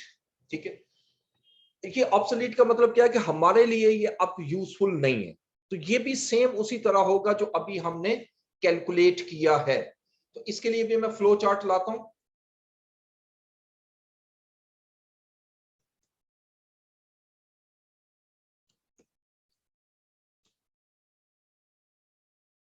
ये लीजिए, ये मटेरियल नंबर 79। ओके जी, सेम उसी तरह मुझे कितनी क्वांटिटी चाहिए? आई नीड 800 kg ऑफ या यूनिट ऑफ मटेरियल 079, मुझे 800 यूनिट चाहिए। अब स्टॉक में कितना पड़ा हुआ है ये देखिए, स्टॉक में 3000 है, लेकिन मैं यहाँ 3000 नहीं लिखूंगा, 800 लिखूंगा। अगेन वही बात कि मुझे जितने यूनिट चाहिए क्या वो स्टॉक में मौजूद है? Answer is yes. नो में आंसर 0 आएगा अगेन। अब जब मैं यस में आ रहा हूं तो फिर वहीं पे आता हूं, इस material item is in regular use, answer is no. जैसे ऊपर लिखा हुआ है ऑब्सोलीट है हमारे लिए, has in alternate use, again answer is no. तो फिर रेलिवेंट कॉस्ट सेल्स वैल्यू होगी, और सेल्स वैल्यू यहां दी हुई है 42। ठीक है जी, तो इसलिए यहां पर तो रेलिवेंट कॉस्ट बड़ी सिंपल निकल आई, 800 इंटू 42, यही मेरी रेलिवेंट कॉस्ट होगी जो मैं यहां पर कैलकुलेट करता हूं। तो रेलिवेंट कॉस्ट बन जाएगी 800 इंटू 42, 800 into 42, ये बन गई 33,600 shall be the relevant cost. ठीक है जी। इसी तरह आखिरी आइटम की तरफ आएंगे, लास्ट आइटम। क्वेश्चन में चलते हैं और क्वेश्चन से वही आइटम उठाते हैं, 85, कोड 85।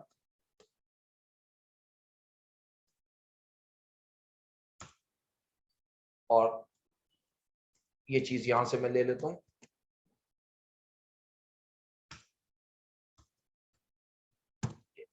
ठीक है जी।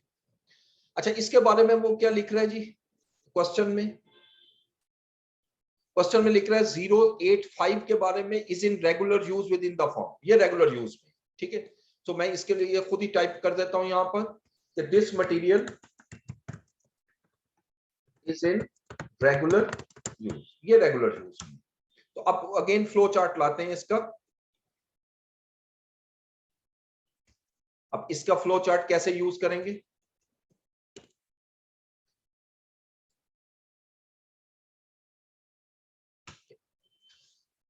अगेन मुझे कितनी क्वांटिटी रिक्वायर्ड है? बिल्कुल ऊपर देख सकते हो 1200 मुझे रिक्वायर्ड है। और स्टॉक में कितनी मौजूद है? 1800। बेशक हो 1800, लेकिन मैं लिखूंगा यहां पर 1200 कि क्या, अगेन वही सेम वही क्वेश्चन, क्या 1200 यूनिट मेरे पास स्टॉक में मौजूद हैं? आंसर इज यस, ये बिल्कुल स्टॉक में मौजूद हैं। जब स्टॉक में मौजूद है तो फिर मुझे देखना है क्या ये रेगुलर यूज में है? Answer is yes. तो current purchase price is the relevant cost, और करंट परचेज प्राइस 13.25 बनेगी। ये मेरी रेलिवेंट कॉस्ट हो जाएगी। ठीक है, तो इसको तो हम सिंपली 1200 को 13.25 से मल्टीप्लाई कर देंगे, तो इट बिकम्स अ रेलिवेंट, यानी 1200 into 13.25, 15,900 shall be the relevant cost. ठीक है, तो ये चार आंसर, चार आइटम थी, चारों आंसर निकले। अच्छा, अब इसका जो प्रॉपर सॉल्यूशन है वो कैसे बनता है वो मैं यहाँ पे बना के दिखाता हूं। अब मैं सबसे पहले तो लिखूंगा एबीसी कंपनी,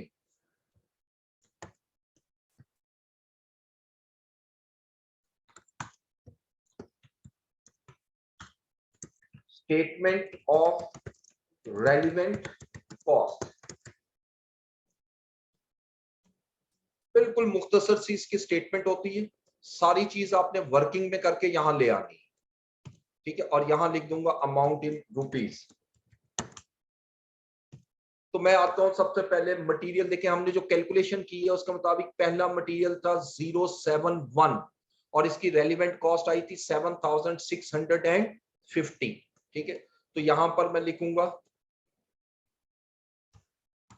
मटेरियल 071 और इसके लिए रेलिवेंट कॉस्ट हमने ऊपर कैलकुलेट की थी, उससे लिंक कर देता हूं 7650।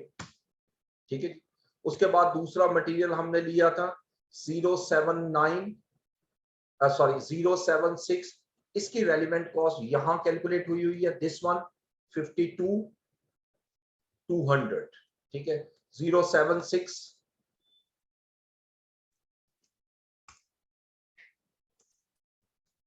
और इसको भी मैं लिंक कर देता हूं 52,200। तीसरा मेरे पास 079 है, मटेरियल आइटम 079, इसकी रेलिवेंट कॉस्ट हमने यहां कैलकुलेट की थी 079 की 33,600। और आखिरी आइटम जो थी मटेरियल की वो 85 थी, और इसकी अमाउंट आ रही है 15,900। बस सिंपली इन सबको प्लस कर दूंगा, this is the relevant cost. ठीक है, अलबत्ता ये जरूर करना है कि इनको जो भी अमाउंट आपने लिखी है इनको आपने वो रेफरेंस जरूर देना है कि जो वर्किंग का आपने बनाई है उसका रेफरेंस दे देंगे कि किस वर्किंग में ये आपने शो किया है, क्योंकि मैंने यहाँ तो रेफरेंस नहीं दिए हुए, लेकिन यहाँ वर्किंग 1, जैसे ये वर्किंग 2, वर्किंग 3 और वर्किंग 4। ये इतनी सी स्टेटमेंट होती है, लेकिन इसकी जो वर्किंग है वो अलग से बनानी होती है। और ये हर जगह फ्लो चार्ट नहीं बनाना, ये सिर्फ मैंने समझाने के लिए आपको फ्लो चार्ट सिर्फ बताया। ठीक है, अब आप मजीद को क्वेश्चन करना है तो आप कीजिएगा प्लीज, जरा अलाउ करें क्वेश्चन करने के लिए प्लीज इनको, स्टूडेंट्स को।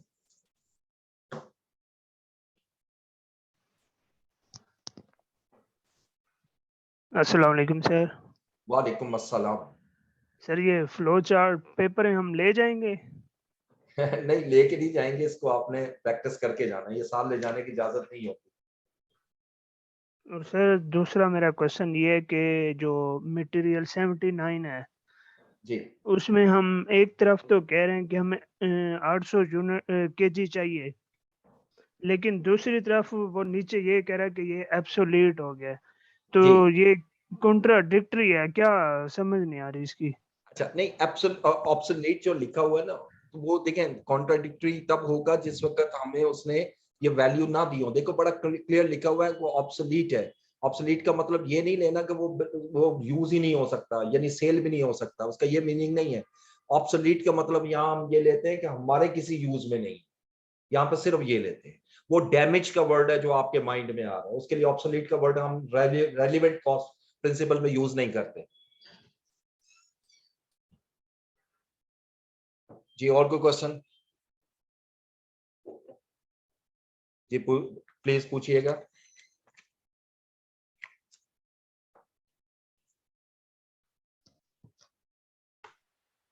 अस्सलाम वालेकुम सर।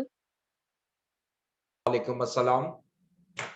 सर मैं ये पूछना चाह रही थी कि हम इसको कंक्लूड अपने माइंड में इस तरह से कर सकते हैं कि अब जो भी कंपनी है वो एक तरफ अपनी कोशिश कर रही है कि वो मिनिमम कॉस्ट जो है ना उसको मतलब कम से कम चीज बाहर से खरीदनी पड़े जो कि उसके पास पड़ी हुई है, या तो वो उसको यूज में ले आए, अगर वो यूज में नहीं है तो उसको सेल करके भी कंपनी के लिए फायदा ले, और अगर पहले से पड़ी हुई है तो उसको यूज करके उसका आगे जो है ना वो कोई प्रोडक्ट बनाए। इससे हम ये समझ सकते हैं। Not 100% but to the some extent आप कह सकते हो, लेकिन 100% नहीं कह सकता मैं इसको ऐसे।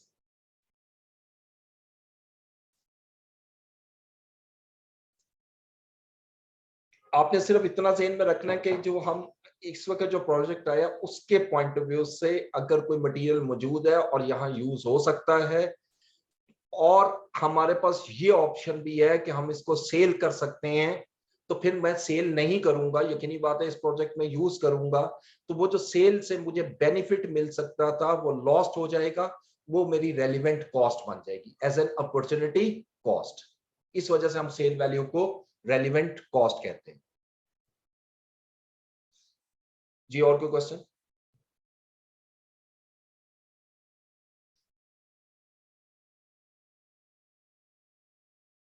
जी, जो परचेज कॉस्ट, ये क्वेश्चन स्टूडेंट ने किया, बड़ा अच्छा क्वेश्चन है कि हमने परचेज कॉस्ट को क्यों नहीं लिया, क्योंकि ये तो पास्ट कॉस्ट है ना। जो परचेज कॉस्ट इस टेबल में दी हुई है ये वो कॉस्ट है जिसमें ऑलरेडी हम इसको खरीद चुके हैं, और करंट परचेज प्राइस का मतलब हम ये लेते हैं कि अब अगर हम खरीदें तो कितने में खरीदें।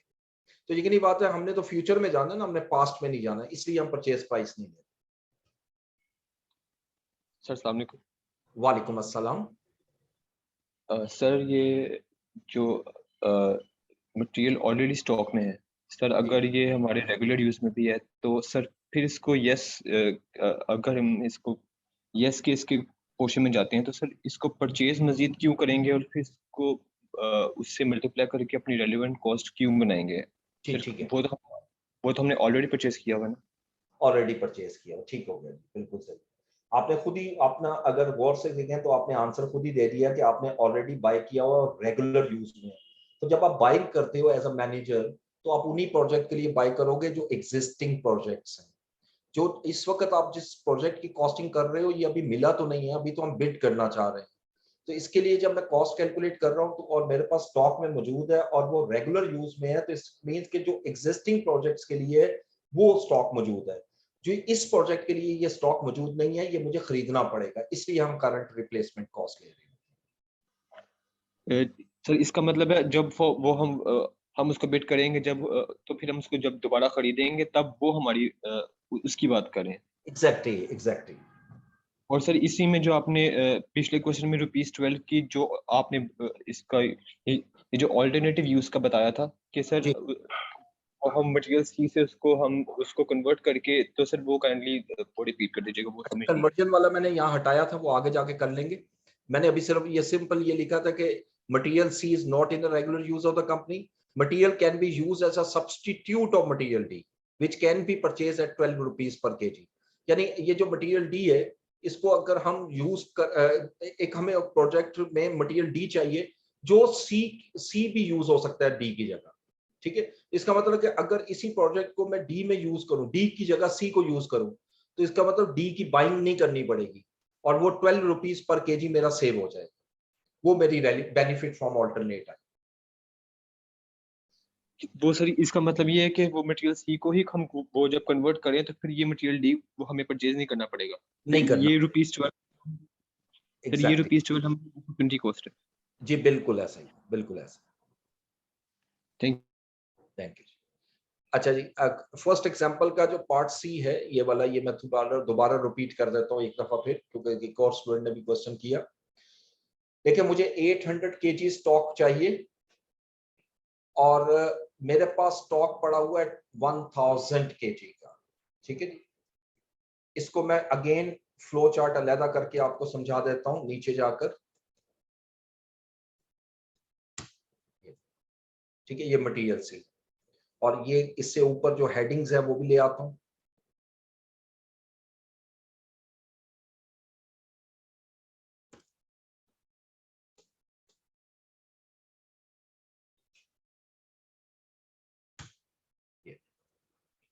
ठीक है जी, और फ्लो चार्ट भी ले आते हैं।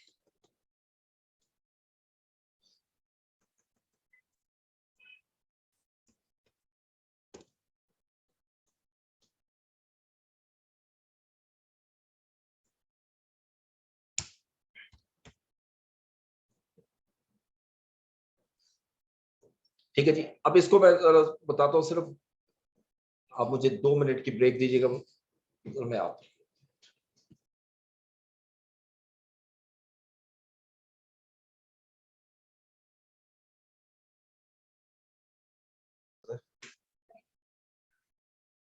तो अब आइएगा यहाँ पर,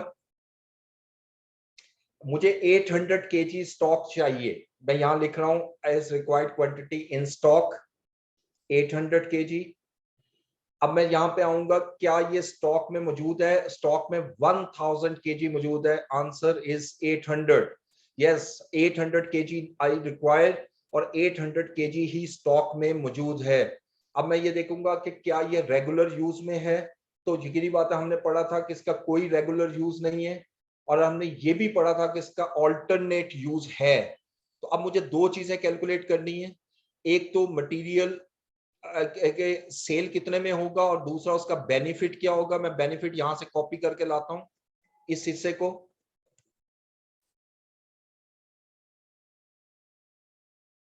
ये मैं यहां पर ले, ये ठीक है।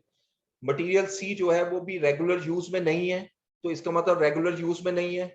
और company, this material can be used as a substitute of material D which can be purchased at ₹12 per KG. अब यहां दो चीजें मुझे लानी है रेलिवेंट कॉस्ट के लिए। सबसे पहले मुझे ये कैलकुलेट करना है कि इसकी सेल्स वैल्यू क्या है, यानी सेल्स प्राइस क्या है। तो क्वेश्चन के मुताबिक देखें, सेल प्राइस जो है वो 10 रुपीस पर केजी है। और दूसरा सेकंड मुझे ये देखना है कि बेनिफिट फ्रॉम ऑल्टरनेट क्या है, यानी अगर तो मैं इसको बेचता हूं तो 10 रुपए पर केजी में सेल होगा, और अगर मैं इसको बेचता नहीं हूं और मटेरियल डी की जगह पर मटेरियल सी को यूज करता हूं, उसकी वजह से मुझे मटेरियल डी नहीं खरीदना पड़ेगा और 12 रुपीस पर केजी मेरा सेव हो जाएगा। तो इनमें से जो हायर अमाउंट है उसको सिलेक्ट करूंगा जो कि 12 रुपीस है, और जितने यूनिट्स हैं उससे मैं मल्टीप्लाई कर देता हूं 800 से। तो 12 को 800 से जब मैंने मल्टीप्लाई किया तो जो आंसर आएगा वो मेरी रेलिवेंट कॉस्ट हो जाएगी, यानी 12 into 800, 9600 shall be the relevant cost of material C। ठीक है, इस तरीके से आप इसको कैलकुलेट करेंगे। तो आज जो सबसे अहम चीज है ना वो ये है कि इस फ्लो चार्ट की प्रैक्टिस करनी है जरा आपने। यही एग्जांपल, ये शीट जब मैं आपसे शेयर कर दूंगा अभी क्लास के बाद, तो आपने सबसे पहला काम ये करना है कि एक मर्तबा सारे के सारों को खुद करने की कोशिश करें। ठीक है, ये इतना ज्यादा मुश्किल नहीं है, सिर्फ वो जिसको हम आम लैंग्वेज में कहते हैं हाथ चल जाना है इस पर। जब आप इसको एक दो मर्तबा करोगे तो ये फ्लो चार्ट आपके माइंड में बैठ जाएगा। ये कोई इतना ज्यादा मुश्किल नहीं है। ठीक है, ये जब भी मटेरियल क्वेश्चन में आएगा, और लेबर तो अभी आज हमने नहीं किया, नेक्स्ट क्लास में इंशाल्लाह हम करेंगे। सीवीपी के क्वेश्चन कुछ करके और उसको भी करेंगे। आधा 1 घंटा मैं सीवीपी को दूंगा और 1 घंटा जो है मैं रेलिवेंट कॉस्ट को दूंगा। ठीक है, नेक्स्ट क्लास में इस तरह मैंने इसको साथ साथ लेके चलना, क्योंकि कोर्स भी हमने मुकम्मल करना है और कुछ प्रैक्टिस भी हमने साथ साथ करनी है। ठीक है जी, अच्छा जी, और कोई क्वेश्चन जी आप लोगों का?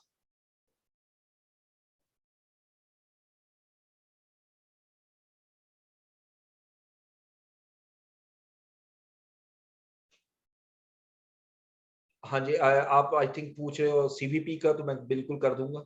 सीवीपी का जो सोल्यूशन जी बिल्कुल कर दूंगा इंशाल्लाह, 1-2 दिन तक जो है ना वो मैं कर दूंगा।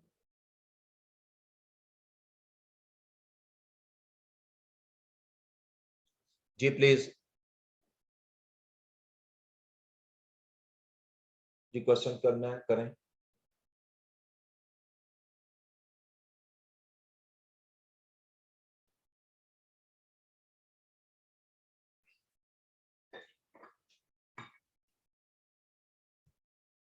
ओके जी प्लीज।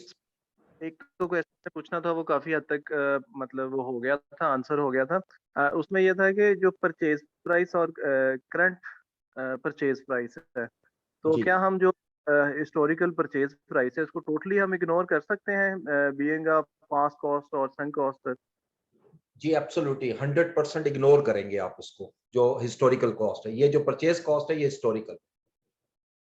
जी ठीक हो गया। दूसरी सर ये चीज है कि यहाँ पे जो सेल प्राइस का हमने वर्ड यूज किया है, जी तो इस नेट रियलाइजेबल वैल्यू कह सकते हैं सर? जी बिल्कुल, ये रियलाइजेबल वैल्यू भी है, इसको बाज़ औक़ात एनआरवी भी कहते हैं ना। आपने पढ़ा होगा word net realisable value. Sometime ये होता है कि आप जब सेल करते हैं तो कुछ ना कुछ उस पे एक्सपेंस भी करना पड़ता है, वो लेस करके जो अमाउंट आती है ना वो नेट रियलाइजेबल वैल्यू होगी। जी थैंक यू सर।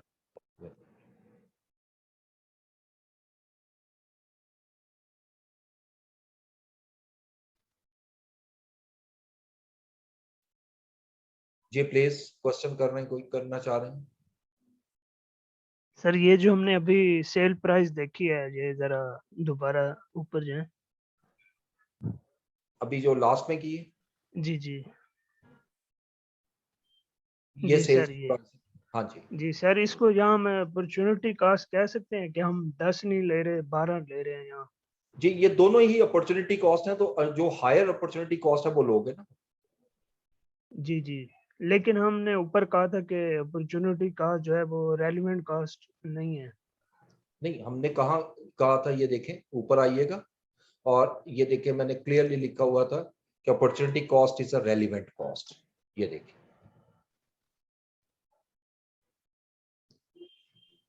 जी ठीक है सर, ठीक है जी। Got it.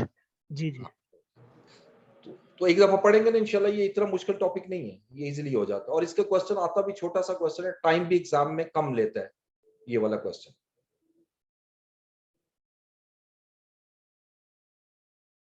जी, और 5 मिनट्स है, और कोई क्वेश्चन करना तो कर लें प्लीज। जी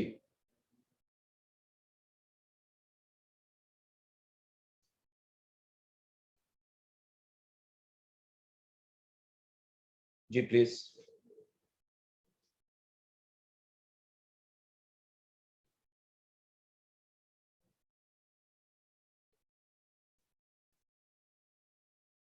ओके जी, हेलो हेलो। अस्सलाम वालेकुम सर। वालेकुम अस्सलाम। सर लास्ट लेक्चर में से एक क्वेश्चन है सर। जी पूछिए। सर लास्ट लेक्चर में पार्ट 2 जरा दोबारा बताइएगा। इसमें break even point divided by margin of safety ratio जो आपने किया है, question number 10 last lecture. Last lecture का क्वेश्चन नंबर 10।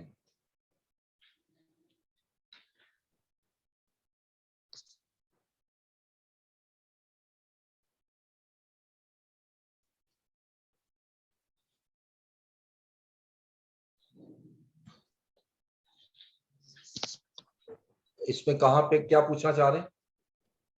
पार्ट 2 जो आपने सोल्व किया सर, ब्रेक एक्चुअल सेल के लिए, break even point divided by margin of safety ratio.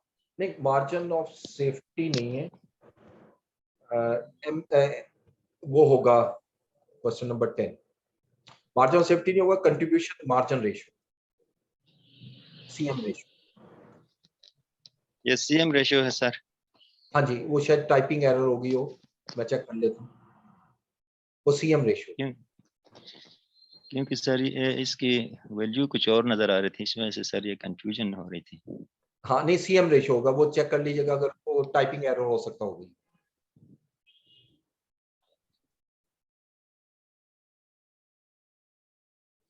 ठीक है जी। हेलो सर, सलाम वालेकुम। वालेकुम सलाम जी, प्लीज। सर ये आज के लेक्चर वाले पे आएंगे सर, जो आपने टेबल बनाया था अभी? जी जी। सर मुझे सिर्फ सवाल ये करना था, जो टेबल की मदद से आपने समझाया तो वो तो बिल्कुल समझ में आ गया और हमने उसके हिसाब से अपनी कैलकुलेशन रिलेवेंट कॉस्ट में यहाँ डाल दी। जी आपने कहा था एग्जाम में ये टेबल नहीं बनाना है, सिर्फ डायरेक्ट आपको कैलकुलेशन करनी है। जी जी। तो सर अगर ले सपोज जैसा ये इसकी हमने ये पता चला कि ये तो हमारे पास स्टॉक में भी मौजूद है और ये यस करके रेगुलर भी है, अल्टरनेट भी है, और उसके हिसाब से ये अमाउंट बननी है, तो हम डायरेक्ट बस वहां पर जाके फिर वो अमाउंट को से मल्टीप्लाई करवा देंगे कि जो जी। रिक्वायर्ड आपकी कॉस्ट थी multiply by 10 kg sale value ले सब निकलता है, तो हम डायरेक्ट वो बस ये कर देंगे तो जवाब आंसर कंप्लीट हो जाएगा। जी जी एग्जैक्टली। और अपनी अंडरस्टैंडिंग के लिए अगर आप फ्लो चार्ट रफ में बना भी लें तो कोई इश्यू नहीं है, उसमें कोई प्रॉब्लम नहीं। बस इसलिए मैं हम कहते हैं कि टाइम वेस्ट ना हो। अगर आप समझते हैं कि इससे बनाने से आपके लिए क्वेश्चन आसान हो जाएगा, आप एक दफा बना लें, उसी के मुताबिक सारे मटेरियल को देख लें और उसको मल्टीप्लाई करके शो करके और उसका आंसर निकाल।